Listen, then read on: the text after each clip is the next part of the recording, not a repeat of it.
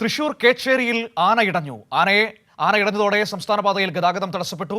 എഴുത്തുപുരയ്ക്കൽ ഗംഗാപ്രസാദ് എന്ന ആനയാണ് രാവിലെ 10:30 ഇടഞ്ഞത്. ആനയെ പിന്നീട് തളച്ചു.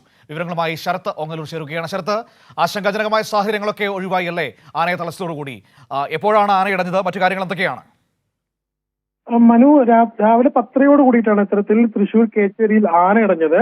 ഏതാണ്ട് ഒരു ആശങ്ക ഉണ്ടാക്കുന്ന, ഒരു അരമണിക്കൂറിലേറെ നേരം ഏറെ ആശങ്ക ഉണ്ടാക്കുന്ന ഒരു സാഹചര്യം ഉണ്ടായിരുന്നു.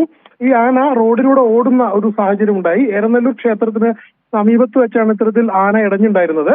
അതിനെ തുടർന്ന് സംസ്ഥാന പാതയിൽ ഏറെ നേരം ഗതാഗതം, ഏതാണ്ട് ഒരു അരമണിക്കൂറിനടുത്ത് ഗതാഗതം തടസ്സപ്പെട്ടു. ശേഷം ആനയെ തളച്ചു എന്നാണ് നമുക്ക് ലഭിക്കുന്ന വിവരങ്ങൾ. ആന റോഡിന് നടുവിൽ നിലയുറപ്പിച്ചൊരു സാഹചര്യം ഉണ്ടായിരുന്നു. എന്നാൽ അതിനിപ്പോൾ ആനയെ തളച്ചതോടുകൂടി പരിഹരിക്കപ്പെട്ടിട്ടുണ്ട്. എഴുത്തുപുരയ്ക്കൽ ഗംഗാപ്രസാദ് എന്ന ആനയാണ് ഇടഞ്ഞത്. ആന റോഡിലൂടെ ഓടുകയായിരുന്നു. സ്വാഭാവികമായിട്ടും വാഹനങ്ങൾ ഉണ്ടായിരുന്ന സമയത്ത് അതുകൊണ്ട് തന്നെ ചെറിയൊരു ആശങ്ക ഉണ്ടായിരുന്നു.